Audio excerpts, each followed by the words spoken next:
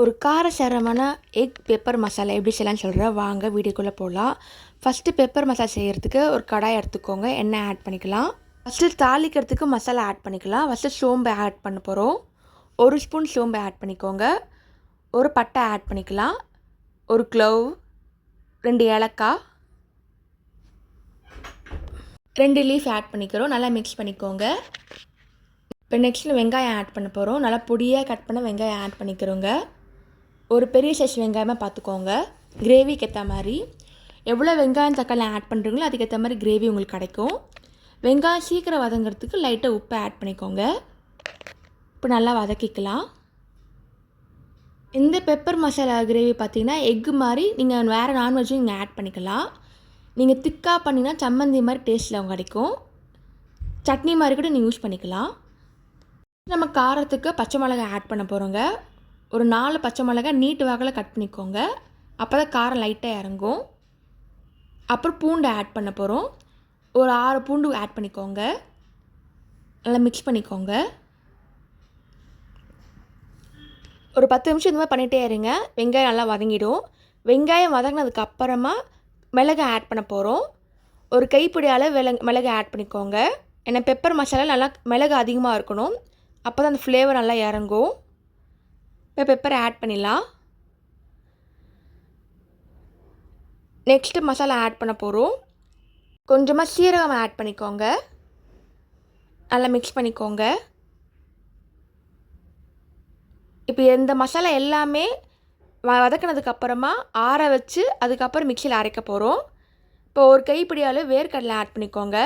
அந்த creamy flavour வரத்துக்காக. அது மாதிரி காரமாக கொஞ்சம் கம்மி பண்ணும். கொஞ்சமாக கசகசா ஆட் பண்ணிக்கோங்க. நல்லா மிக்ஸ் பண்ணிக்கோங்க. நல்லா வதங்கணுங்க. இப்போ கருவேப்பிலை ஆட் பண்ணிக்கலாம். ஒரு கைப்பிடி அளவு இருந்தால் போதும். அப்புறம் கொத்தமல்லி, புதினா 3மே ஆட் பண்ணிக்கோங்க. கடைசியாக நம்ம தக்காளி ஆட் பண்ண போகிறோம்.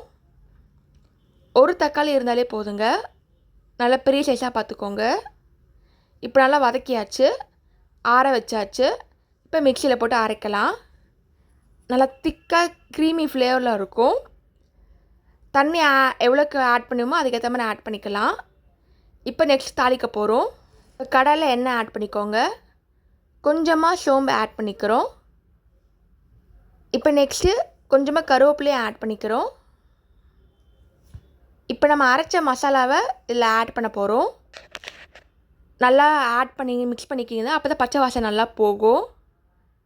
நல்லா கலக்கிக்கோங்க எண்ணெயில் ஃபுல்லாக. ஒரு 10 நிமிஷம் எல்லாம் கலரிட்டே இருங்க. அந்த வெங்காயோட பச்சை வாசனை ஃபுல்லாக கம்ப்ளீட்டாக போகணும். இப்போ நெக்ஸ்ட்டு மசாலாலாம் ஆட் பண்ண போகிறோம். கொஞ்சமாக மஞ்சத்தூள் ஆட் பண்ணிக்கோங்க. காரத்துக்கு மிளகாத்தூள் ஆட் பண்ணிக்கலாம்.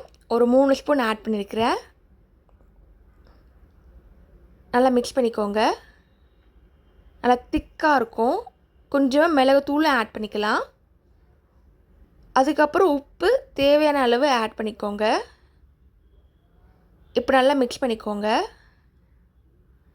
இந்த டைமில் வேக வச்ச முட்டையை எடுத்துக்கோங்க. நல்லா பாயில் பண்ணது.